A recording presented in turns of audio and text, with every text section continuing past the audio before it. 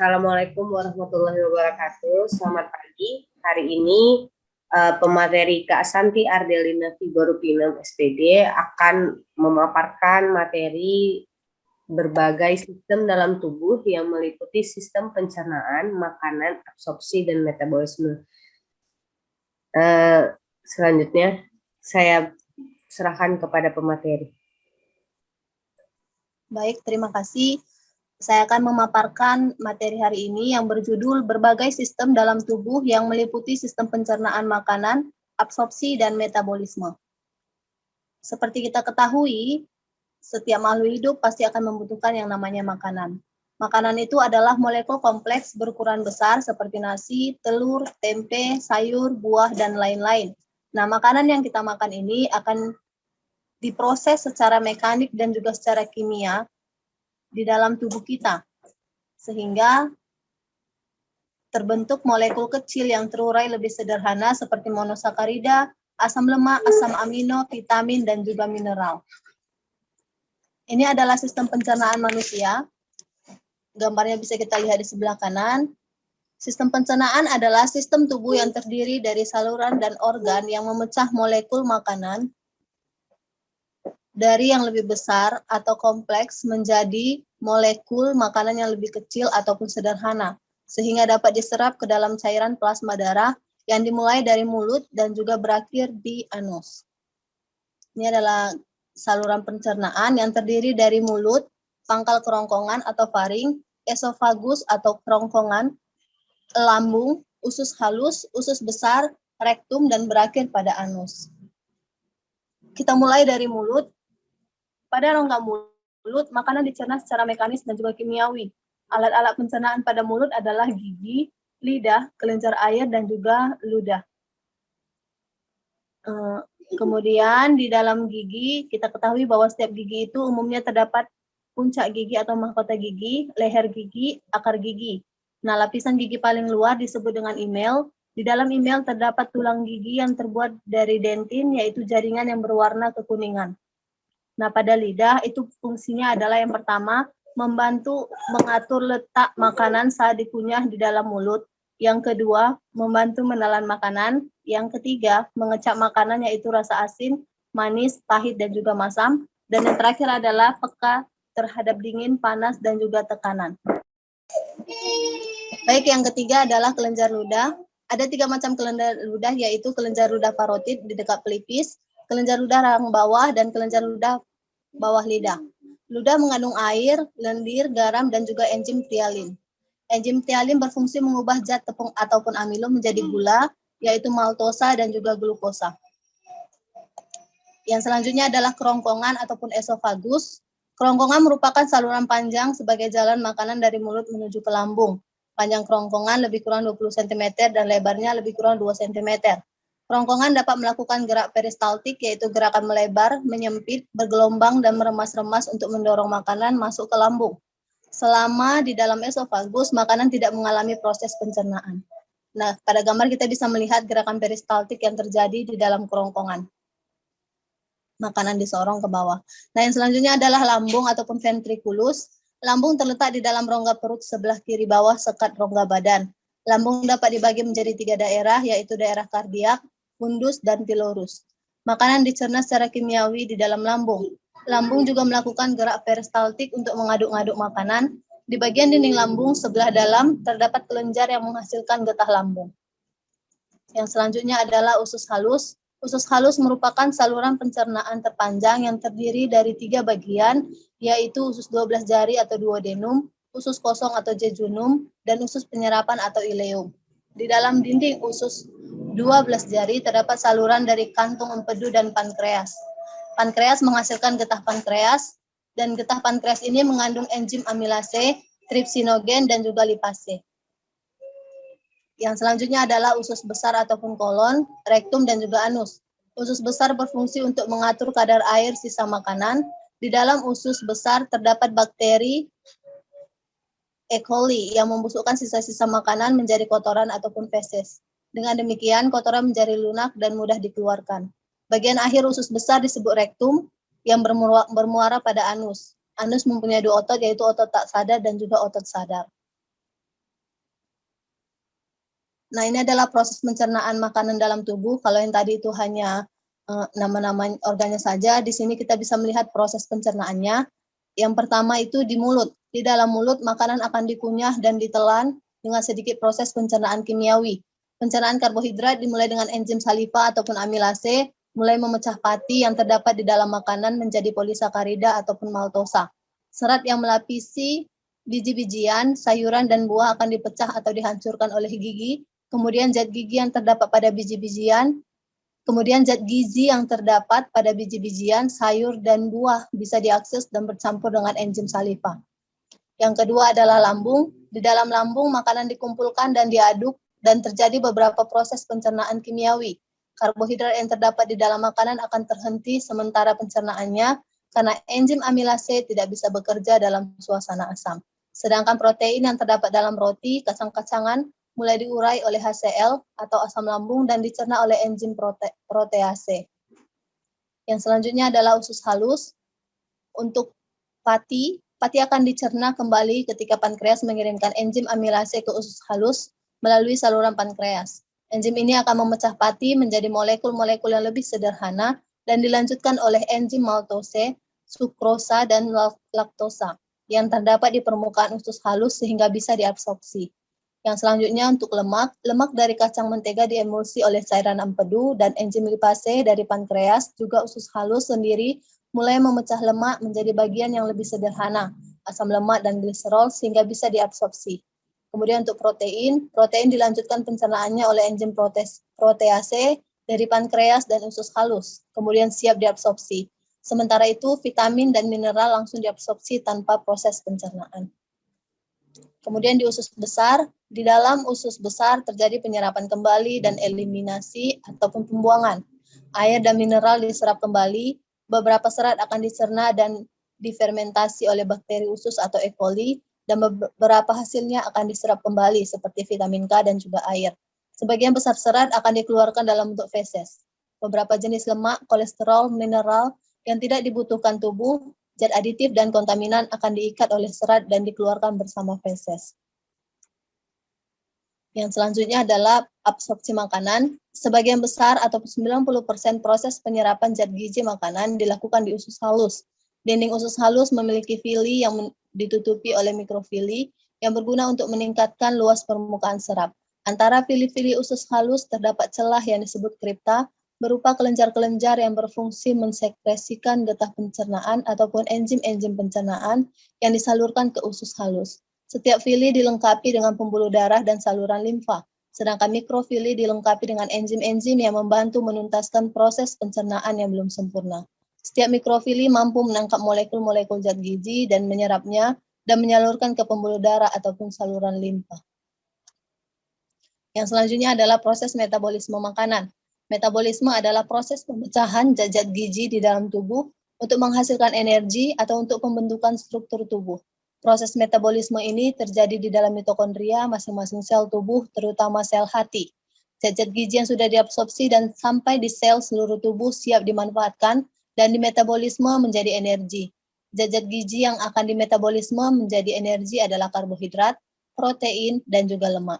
Sedangkan vitamin dan mineral akan berperan sebagai koenzim dan kofaktor dalam proses metabolisme.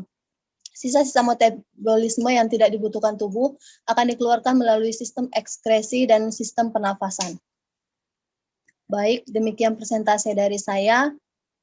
Saya kembalikan kepada moderator.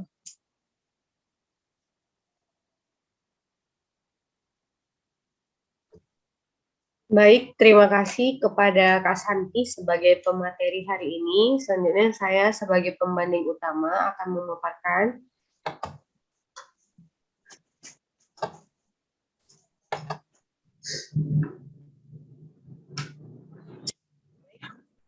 Udah kelihatan ya, Kak? Belum, Dek, masih loading. Oke, sudah lanjut, Dek. Baik, pemateri di dalam menyampaikan materi hanya menyampaikan mengenai proses-proses dalam metabolisme. Jadi metabolisme itu terbagi dalam sistem tubuh manusia itu terbagi atas dua. Yang pertama ada katabolisme dan yang kedua ada anabolisme.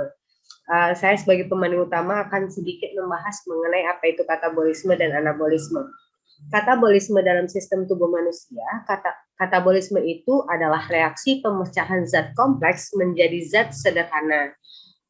Katabolisme ini terbagi menjadi dua, yaitu ada respirasi aerob dan ada respirasi anaerob. Katabolisme ini juga bersifat eksoterm, artinya dia dapat melepas panas dan juga dapat menghasilkan energi. Yang pertama akan saya bahas mengenai respirasi aerob. Respirasi aerob terjadi di dalam mitokondria.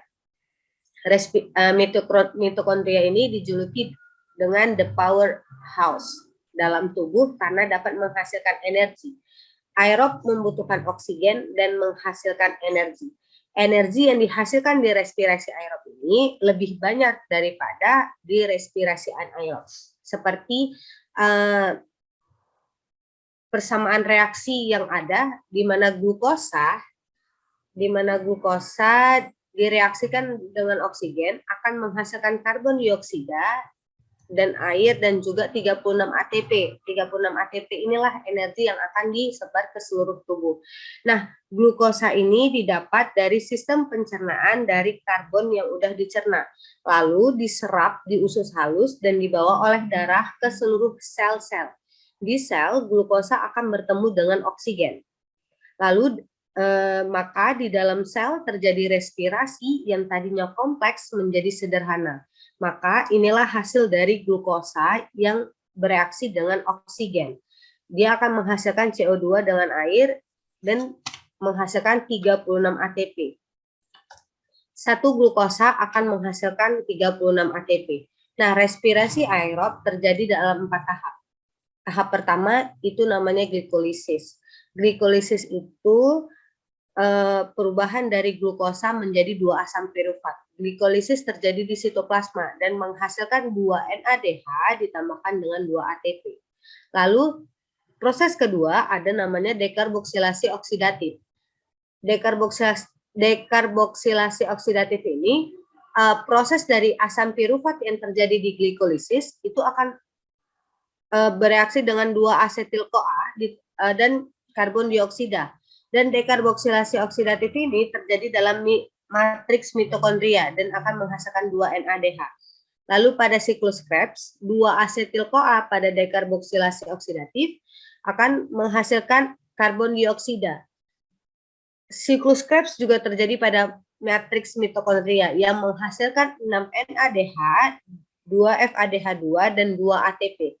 Lalu pada rantai transfer elektron 10 NADH ini didapat dari hasil dari glikolisis, dekarboksilasi oksidatif dan siklus Krebs. Jadi total NADH di sini kan ada 10. 2 NADH dari glikolisis, 2 NADH dari dekarboksilasi oksidatif dan 6 NADH dari siklus Krebs. Lalu bereaksi dengan oksigen akan menghasilkan 10 NAD ditambah dan juga 10 H2O.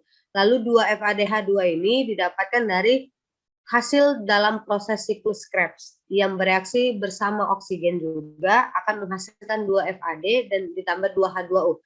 Nah, rantai transfer elektron berlokasi di membran dalam mitokondria. Rantai transfer elektron ini akan menghasilkan 30 ATP dan 10 NADH akan menghasilkan 30 ATP dan 2 FADH akan menghasilkan 4 ATP. 1 NADH sama dengan 3 ATP. Jadi karena pada rantai transfer elektron dia menghasilkan 10 NADH, maka dia akan menghasilkan 30 ATP. Begitupun juga dengan 2 FADH2. 1 FADH2 akan menghasilkan 2 ATP. Jadi karena pada rantai transfer elektron dia 2 FADH2, maka hasilnya adalah 4 ATP. Total dari seluruh proses pada respirasi aerob adalah 38. Nah, karena maksimalnya itu adalah 36, yang akan disebar ke seluruh tubuh, maka 2 ATP itu akan kembali lagi ke proses yang terjadi dengan glukosa. Lalu yang kedua ada respirasi anaerob. Respirasi anaerob ini terjadi di sel otot. Respirasi anaerob tidak membutuhkan oksigen dan menghasilkan energi. Jadi respirasi anaerob ini terjadi di sel-sel otot saat kekurangan otot. Nah, jadi ada 2 proses di dalam respirasi anaerob. Pertama itu glikolisis yang tadi sama seperti respirasi aerob, dan yang kedua itu ada pembentukan alkohol melalui fermentasi alkohol, di mana glukosa akan menghasilkan etanol dan juga karbon dioksida dan juga dengan 2 ATP. Contohnya ini ada pada organisme yang melakukan fermentasi alkohol, yaitu adalah ragi. Dan yang kedua adalah pembentukan asam laktat atau fermentasi asam laktat, di mana glukosa dia akan menghasilkan 2 asam laktat dan 2 ATP. Nah, contoh organisme yang melakukan fermentasi asam laktat adalah bakteri asam susu yang menyebabkan asamnya susu. Lalu selain katabolisme ada juga anabolisme. Kalau katabolisme itu adalah reaksi pemecahan. Nah, di anabolisme ini adalah reaksi pembentukan dari zat sederhana menjadi zat kompleks. Contohnya pada fotosintesis dan kemosintesis. Fotosintesis dan kemosintesis ini bersifat endoterm. Artinya dia membutuhkan, dan dia juga membutuhkan energi. Saya akan membahas mengenai fotosintesis di sini. Fotosintesis terjadi di tumbuhan yang memiliki kloroplas. Dia membutuhkan cahaya matahari dan juga karbon dioksida. Klorofil yang ada pada kloroplas akan menghasilkan oksigen dan glukosa. Nah, fotosintesis terjadi 2 reaksi. Pertama ada reaksi terang dan yang kedua ada reaksi gelap. Nah, di reaksi terang itu terjadi pada tilakoid kloroplas atau terjadinya fotolisis, di mana fotolisis itu pemecahan air menghasilkan oksigen. Lalu di reaksi ini tergantung pada cahaya untuk membutuhkan energi cahaya menjadi ATP dan NADPH. Lalu yang kedua ada reaksi gelap. Reaksi gelap ini terjadi pada stroma kloroplas. Reaksi gelap ini dia tidak harus gelap, tapi dia juga bisa terang. Berlangsung dalam gelap karena enzim-enzim untuk fiksasi CO2 pada stroma kloroplas tidak membutuhkan cahaya, tapi memerlukan ATP dan NADPH dari reaksi terang. Jadi reaksi gelap ini lebih membutuhkan CO2, ATP, dan NADPH untuk menghasilkan gula. Lalu ini reaksi gelap kan. Nah, reaksi gelap ini nanti akan menghasilkan gula dan NADPH, NADP dan ADP. Nah, NADP dan ADP ini nanti yang akan dibutuhkan untuk reaksi terang. Jadi reaksi terang terjadi lebih dahulu karena hasil pada reaksi terang akan digunakan di reaksi gelap. Mungkin sekian dari saya pembanding utama.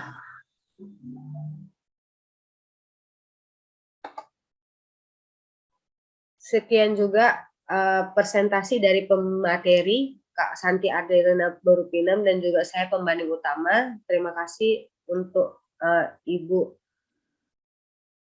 dosen, Ibu Ida, yang telah mendengarkan hasil rekaman kami. Selamat pagi, Bu.